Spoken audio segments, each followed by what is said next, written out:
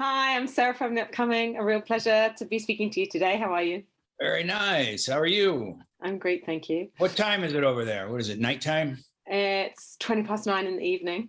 All right. I'm Yep. just about to have Not my dinner. bad. You're at lunchtime. I like your wallpaper. That's really cool. Oh, thank you. Yeah, it's a bit wild. Yeah, wild is good definition, good description. I can see you've got a skull behind you. So. Yeah, we got all kinds of stuff around here. You never know what you're going to run into in my Um, house. so maybe you could just kick off with a brief introduction to this amazing show, Troppo, which of course is coming to UK audiences very soon. Just tell us a bit about what audiences can expect when they watch it. I wanted to do this show because I love the outsider caught up in a world that it's literally a jungle. I mean, we take Australia, the top of it, the north of it is really it's almost like a rainforest. And you get some really odd characters up there. It really is one of the last places in the world where people can really disappear. They do. You get up there to Port Douglas, and there's the strangest international crowd of characters you've ever seen in your life. I mean, and everybody kind of takes it in stride. They sort of know. And then Troppo is an Australian slang for being driven crazy by the tropical heat, and that's a thing.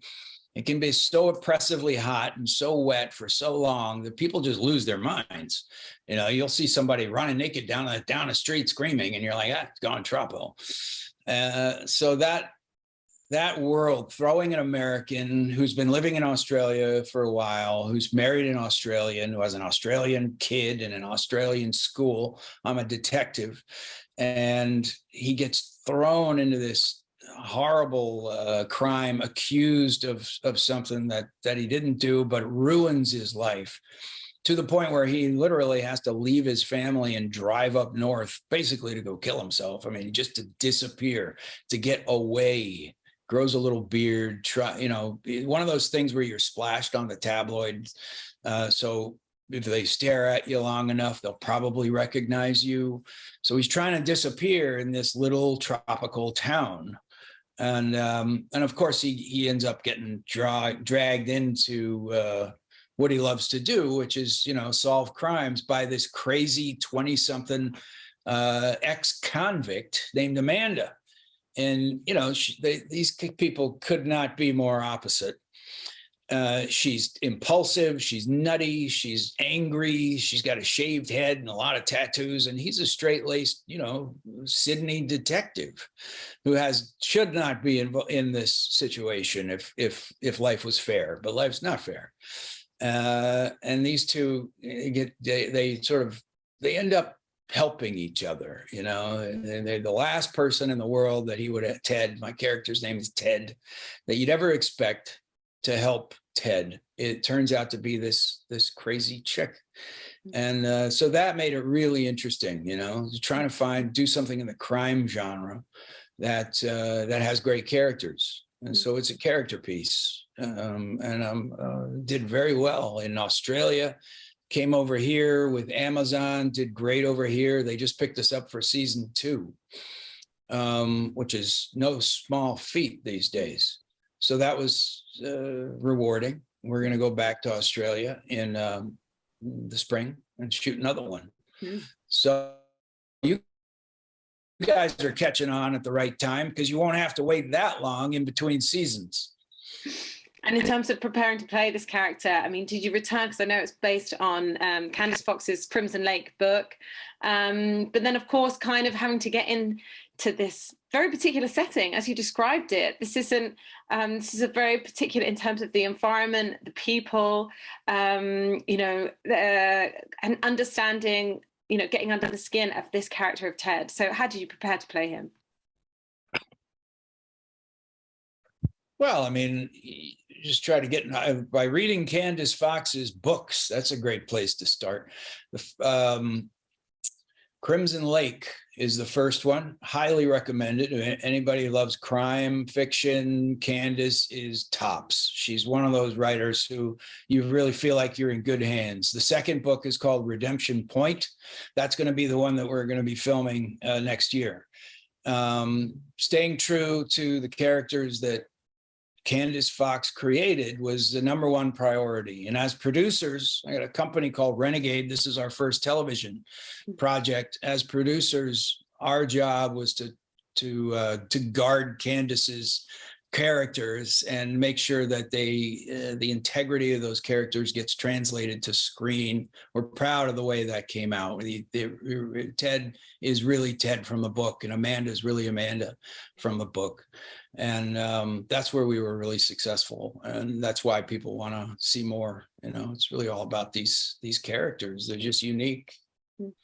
And what about, can you tell us a bit about the making of it, being in this place? I mean, were there really challenging moments? And then also having to work opposite this amazing Nicole as Amanda. I mean, you guys have this incredible chemistry and you play off each other, and she's just so fantastic. And kind of this tough female character. So what was it like working with her and filming in Australia? That's a tough role. And I came onto the project first, and as a producer, I said, we don't have a show if we can't find Amanda. And I don't know how you're going to find Amanda. This is a really unique, it takes a special person to play it. Not everybody can play it. We went through a lot of auditions. I was shooting a Western in Montana. So we would do it all over Zoom. I was like, this isn't going to work. How can you have a chemistry read over Zoom? And I did. I ran through these chemistry reads, you know, day after day, reading these wonderful actors, but just wasn't Amanda. And then Nicole walked in, and everything just came alive. I was proven wrong. You can have a good chemistry read over Zoom if you've got chemistry. It reaches across the digital wires, and you can see it, you can feel it. And the scene came alive, and we knew we had found Amanda, and we had a show. Because without her, without that dynamic between Ted and Amanda, we wouldn't have anything. We'd be lost, and we can't fake it. Something that you can't fake. So we're very fortunate. I was like, gosh, I guess we do have a show, because I didn't really think we were going to make this darn thing because it was so specific. And the scripts were great. The production was great. We had some great Australian crew that we worked with. I just wanted to get the heck out of there, to tell you the truth. I'm halfway around the world. In Australia, in a different country, the people are lovely. The food is good. The working environment was terrific. I met some really great folks, but I couldn't wait to get home to my cat. So if only we could shoot the darn thing out here, it'd be a lot happier. You didn't bring a goose back in to replace your cat then? Yeah, the goose was cool, right? Yeah, did you see the pilot or whatever? This darn goose stole the whole damn thing. I was like, I gotta be careful here, you know. W.C. Fields said, never work with kids or animals. And he's right. You gotta really be on your toes. But we made it work. People love Ted and his damn goose.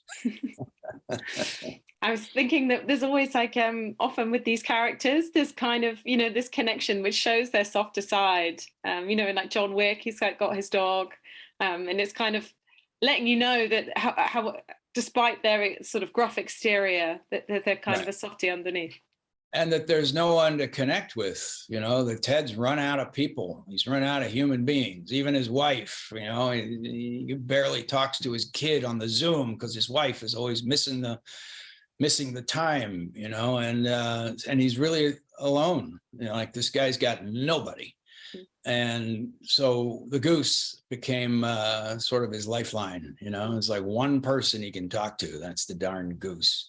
And he does, you know, he sits around and tells his woes to his goose. And I like that about the character. The goose he didn't even want, he saved it that was tied up in some chicken wire in his backyard and got a bloody foot. And he took it over to the vet and he's like, look, take this damn thing off my hand. She's like, I can't do it. It's not a natural indigenous species. So we're just gonna, I'm like, really? You're gonna what? She's like, you know. And, you know, so Ted ends up with this goose. And just very quickly, because I'm almost out of time, but, you know, in terms of your own career, it just feels like you've done so many different things, and going back to like The Punisher and The Sweetest Things, actually one of my favorite rom-coms ever. And then obviously I tried your hand at directing and producing and doing comic books. So, you know, what have been some of the highlights for you? And have you got any itches left to scratch? The highlight now is Renegade, our company. We became a beacon for attracting sort of left of center genre movies. We've really got a good bunch. Finding scripts is the hardest thing in this business. Finding, you know, it's the hardest job and it's the hardest thing to get done. And then they're hard to get made, no matter how good they are. So in fact, I found that the better the script is, the harder it is to get made. You know, everybody kind of feels, at least money-wise, that the mediocre is the safe bet. That's why we see a lot of mediocre stuff, because, you know, people want to play it safe. I mean, it's a lot of money. But with Renegade, we've been able to pick out some really intelligent genre movies, and we've got a good slate coming up for next year, including Troppo 2, and a couple of really, really good action movie. We've got, I got a movie I'm going to do with Joel Souza, who I did Crown Vic with. And I'm looking forward to teaming up with him again.